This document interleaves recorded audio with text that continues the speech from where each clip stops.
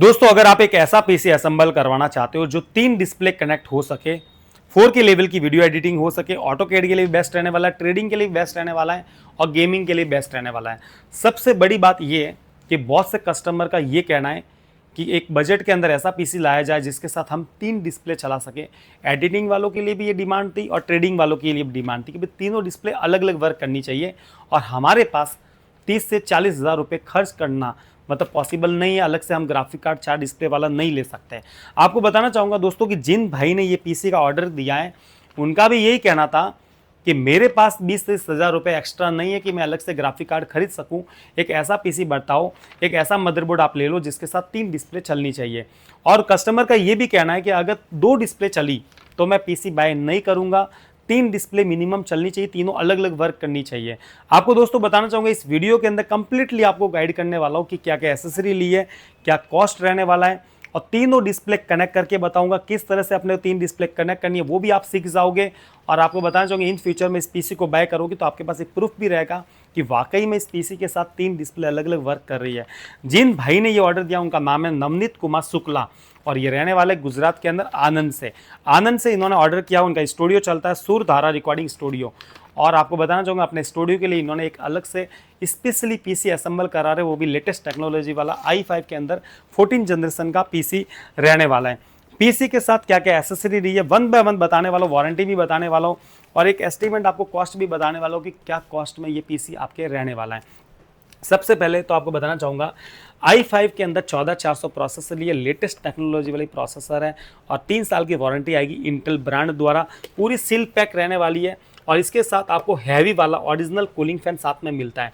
ये प्रोसेसर 3 साल की वारंटी आएगी। इसके साथ हमने B760 गेमिंग मदरबोर्ड लिया है। ये मदरबोर्ड वाईफाई वाला मदरबोर्ड है, अलग से आपको वाईफाई के लिए कोई भी मतलब डोंगल खरीदने की जरूरत नहीं पड़ेगी और 3 डिस्प्ले के लिए मदरबोर्ड बेस्ट मदरबोर्ड होगा।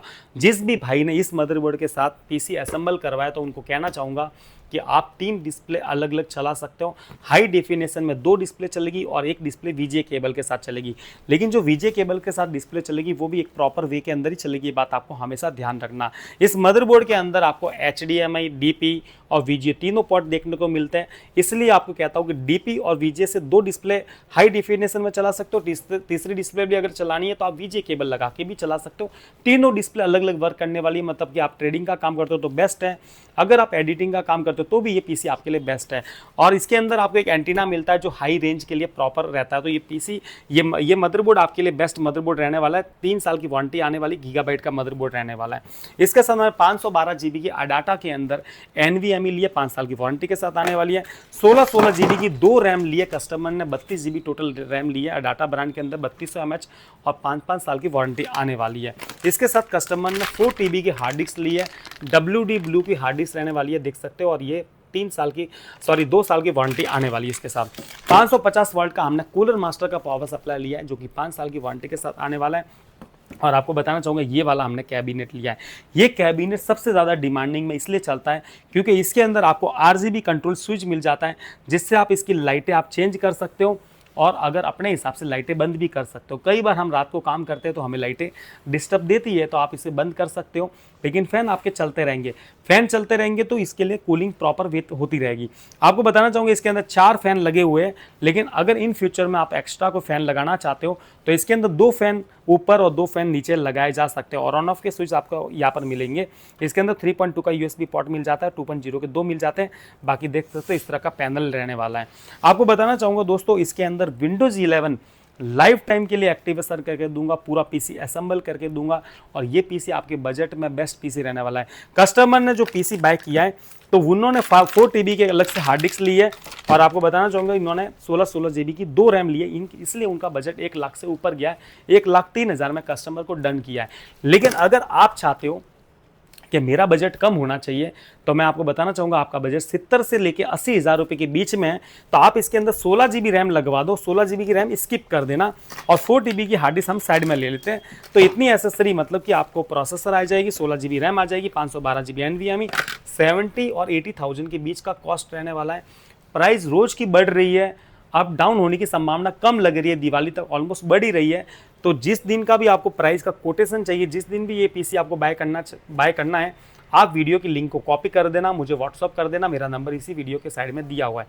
देन आपको सेम डे का प्राइस मिल जाएगा। पीसी को असेंबल करने के बाद आपको लाइव बताने वाला हूँ, इसी वीडियो को कंटिन्यू करना, इसी वीडियो का पूरा देखना, ताकि आपको समझ में आ जाएगा कि 3 डिस्प्ले किस तरह से कनेक्ट करनी है और किस तरह से वर्क करेगी। उसके लिए हमने क्या किया, कस्टमर के लिए हमने एक HDMI टू DP केबल, क्योंकि हमें HDMI टू DP केबल की जरूरत पड़ेगी, तो ये देख सकते हो DP ऐसा रहता है और यहाँ पर HDMI रहता है। कोई भाई क्या करते हैं, अलग से एक कन्वर्टर खरीद लेते हैं। कन्वर्टर से कई बार प्रॉब्लम ये आती है कि स्क्रीन ब्लिंक करती है, इसलिए कन्वर्टर की जगह आप क्या करो, पूरा एक केबल खरीद लो, HDMI टू DP केबल। ये रहेगा हाई डिफिनेशन के लिए, और इसके साथ दूसरा जो केबल रहेगा वो रहेगा HDMI केबल, और एक केबल हमने लिया है VGA केबल, जो कि कस्टमर को हम साथ में भेज रहे हैं, क्योंकि कस्टमर का कहना था कि भाई केबल भी हमें साथ में भेजना, हमें ज़रूरत पड़ेगी। तो आपको बताना चाहूँगा, पूरा पीसी असेंबल करूँगा। ये पीसी आपके 70 और 80,000 के बीच में बनेगा, और जो भी भाई पीसी को बाय करना चाहता हो, मेरा नंबर भी साइड में दिया हुआ है। पूरा पीसी असेंबल करने के बाद 3 डिस्प्ले कनेक्ट करके आपको बताऊंगा, तो वीडियो पर आप कंटिन्यू रहना। Thank you. फाइनली हमारा पीसी पूरी तरह से असेंबल हो चुका है, और आपको शॉर्ट तरीके से बताना चाहूँगा कि किस तरह से तीनों डिस्प्ले आपको कनेक्ट करनी है और किस तरह से सेटिंग रहने वाली है। तो सबसे पहले तो देख सकते हो कि मैंने तीनों डिस्प्ले लगा दी है, और हमेशा ध्यान रखना कि VGA केबल जिस डिस्प्ले से आप लगाने वाले हो वो लोएस्ट ब्रांड की अगर आपके पास डिस्प्ले है तो उसके साथ VGA केबल लगा देना। अगर आपके पास महंगी वाली को मॉनिटर है तो उसके साथ HDMI या VGA केबल का यूज कर सकते हो, HDMI या DP केबल का यूज कर सकते हो। आपको बताना चाहूँगा कि देख सकते हो इस तरह से पीसी हमारा पूरा असेंबल हो चुका है। आप देख सकते हो प्रॉपर वे के अंदर असेंबल हुआ है, और इसके साथ जो एंटीना आता है वो इस तरह का रहने वाला है। ये कब काम आता है, जब आपका जो राउटर लगा वो बहुत दूर है, रेंज प्रॉपर नहीं पहुंच पा रही है, तो इसलिए ये बहुत काम का है।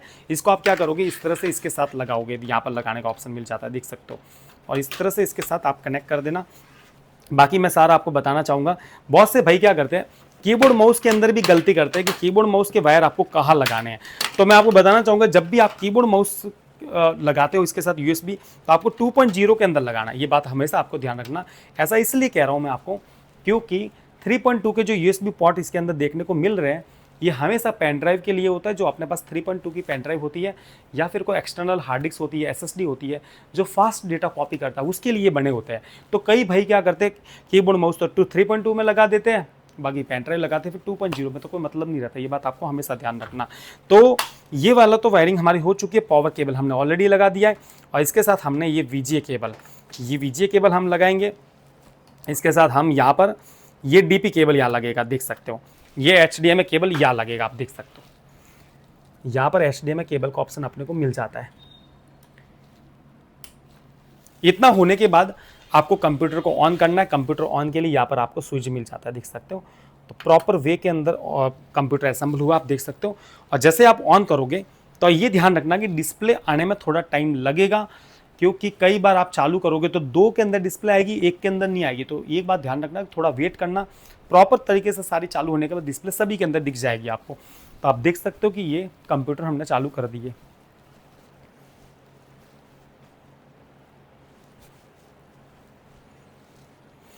तीनों के अंदर हमारी डिस्प्ले आ चुकी है। अब वर्क कैसे करना है, सेटिंग बता रहा हूँ। सबसे पहले आपने को क्या करना है, विंडोज़ के साथ अपने कीबोर्ड के अंदर विंडोज़ के साथ P प्रेस करोगे, शॉर्टकट की है। इसके अंदर आपको बहुत सारे ऑप्शन देखने को मिलेंगे। पहला ऑप्शन है PC screen only. PC screen पर क्लिक करोगे तो बाकी के 2 स्क्रीन बंद हो जाएगी, और सेम जो आपकी मेन डिस्प्ले होगा वही आपका चालू रहेगा। ये बात आपको ध्यान रखना।